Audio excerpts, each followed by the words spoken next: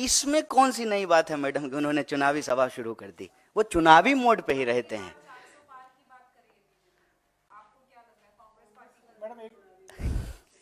एक बात बताइए, अब की बार 400 पार अगर हो जाता तो एन केन प्रकारेण किसी को भी, आपको मालूम है बीजेपी ने आज किसको उड़ीसा में ज्वाइन कराया है? एक बीजेडी का एमएलए जो भाजपा कार्यकर्ताओं के ऊपर गाड़ी चढ़ा दिया। एक तो मुझे नहीं मालूम कि आजकल के नेताओं को गाड़ी चढ़ाने का क्या शौक है। वो टेनी जी का बेटा किसानों पे गाड़ी चढ़ा दिया था। तो ये बीजेडी का जो नेता है वो बीजेपी के कार्यकर्ताओं पे जो है, प्रधानमंत्री जी चुनावी सभाओं में जाकर के कहते हैं कि भाजपा कार्यकर्ताओं की पार्टी है। उनके कार्यकर्ता के ऊपर जो गाड़ी चढ़ा दिया उसको ज्वाइन करा लिया है। क्यों? 400 पार को लेकर के इतना कॉन्फिडेंट होते तो किसी भी स्तर पे जाकर के समझौता करते। अभी आपने देखा कि बिहार में जो है नीतीश कुमार को लेकर के क्या क्या बोलते थे, और अभी जो है सब एकदम सब बढ़िया, एकदम स्वीट स्वीट सा हो गया है। तो मुझे नहीं लगता है, ये दावे हैं, सुनते हैं हम भी, आप भी सुनिए।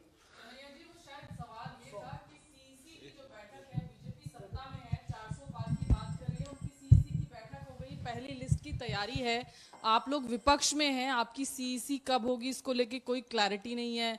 अलायंस टीएमसी के साथ वेस्ट बंगाल में होगा नहीं होगा, इस पर ये भी चिंता संशय है बना आपको हुआ है। हमारी, बड़ा अच्छा लगा सुन करके। कांग्रेस कवर करते हैं, कितनी इसलिए चिंता आपसे करते सवाल हैं पूछ आप सकते हमारी। हैं। बहुत बहुत अच्छा लगा, आप लोग कितना चिंतित हैं हम लोगों के लिए, बहुत अच्छा लगा, बहुत धन्यवाद।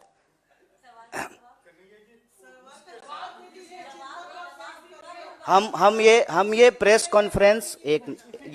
कॉन्फ्रेंस एक बहुत ही गंभीर और संवेदनशील विषय पे है।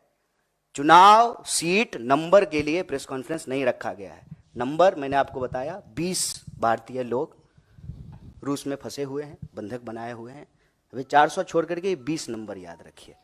इसलिए नहीं जवाब दे रहा हूं, ऐसा नहीं है कि हमको जवाब नहीं देने आता है, जवाब दे सकते हैं, ले विषय कुछ और है। ठीक है कन्हैया जी ये बताइए कि आपने कहा कि अमेरिका में भारतीय छात्रों का मर्डर भी हुआ है, संदिग्ध परिस्थितियों में मौत भी हुई है।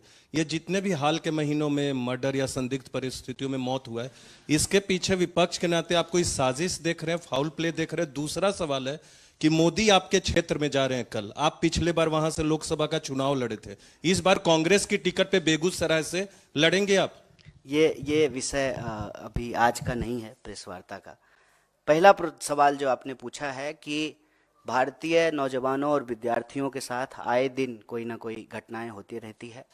मैं ये नहीं कह रहा हूं कि साजिश है, लेकिन एक चिंताजनक और गंभीर परिस्थिति जो जरूर है।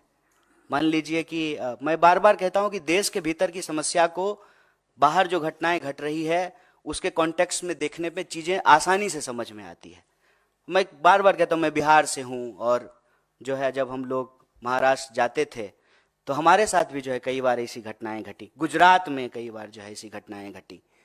ऐसी घटनाएं क्यों घटती हैं? ऐसी घटनाएं तब घटती हैं जब बिहार में रोजगार नहीं है और हमको मजबूरी में बाहर जाना पड़ता है। वैसे ही भारत में अगर रोजगार की स्थिति होती तो भारतीय नौजवानों को बाहर नहीं जाना पड़ता। पहली बात तो ये। दूसरी बात, जब हम कहीं जाते हैं तो आउटसाइडर्स को लेकर के एक इनसिक्योरिटी होती है स्वाभाविक रूप से, और कैंपेन भी यही किया जाता है। आप लोग अक्सर सुनते होंगे कि बाहर का लोग आकर के रोजगार ले लिया है, बाहर का लोग आकर के यूनिवर्सिटी में हॉस्टल को कब्जा कर लिया है, यूनिवर्सिटी को कब्जा कर लिया है। तो इस तरह से जो है आइडेंटिटी के आधार पे पोलराइजेशन होता है, ध्रुवीकरण होता है, और नफरत फैलाई जाती है, और नफरत का शिकार जो है वो लोग होते हैं। मैं ये नहीं कह रहा हूं कि भारत की सरकार की साजिश है, लेकिन ये परिस्थिति है। इस परिस्थिति में भारत की सरकार को एक्ट करना चाहिए, हम ये मांग कर रहे हैं।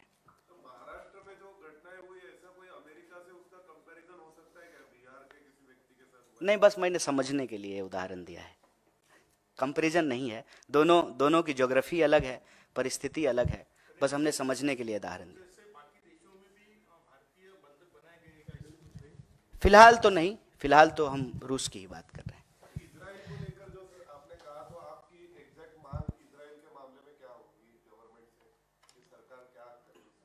सरकार से तो हम यही मांग कर रहे हैं कि आप यहीं रोजगार की व्यवस्था कीजिए। भारतीय नौजवानों को किसी भी परिस्थिति में वॉर जोन में जाकर के काम करना पड़े, जहां मिसाइल चल रही है, गोलियां चल रही हैं, लोग मारे जा रहे हैं, चाहे इस तरफ से मारे जाएं या उस तरफ से मारे जाएं, हम ये नहीं कह रहे हैं, लेकिन उसमें हमारे लोग जाकर के क्यों अपनी जान गंवाएं? उनको यही रोजगार दिलाइए। और बस उनको हम वादा याद दिला रहे हैं कि आपने तो कहा था कि 2 करोड़ नौकरी देंगे हर साल, तो 10 साल अब पूरा होने को हैं। इस हिसाब से जो है आप 20 करोड़ नौकरी पैदा करते, 20 करोड़ आप नौकरी पैदा कर देते तो क्यों बाहर जाता कोई? किसी को अच्छा लगता है कि गोलियां चल रही हो और वहां पे जो है हम गार्डन साफ कर रहे हैं या सड़क साफ कर रहे हैं? ये अच्छा तो लगता नहीं है। तो हम सरकार से ये मांग कर रहे हैं कि देश के नौजवानों के भविष्य के साथ खेलना बंद कीजिए और युवाओं के लिए जो ये मृत काल चल रहा है, उस मृत काल को बंद करके ही सही मायनों में अमृत काल शुरू किया जा सकता है। ठीक, धन्यवाद। अब मुझे फिर कभी इसी इशू पे अगर कुछ है तो नहीं तो इसी इशू पे है सर, क्योंकि वहां हमारी साथी ने जो आपसे सवाल पूछा था वो इसलिए पूछा था कि आप कह रहे हैं अमृतकाल चल रहा है। अमृतकाल से छात्रों के लिए अमृतकाल तभी लाएंगे जब सत्ता परिवर्तन करेंगे। आप विपक्ष हैं तो आप क्या तैयारी कर रहे हैं इस सत्ता परिवर्तन के लिए? उसके इसीलिए लिए उन्होंने पूछा था। दूसरे स्पोक्स पर्सन आकर के प्रेस कॉन्फ्रेंस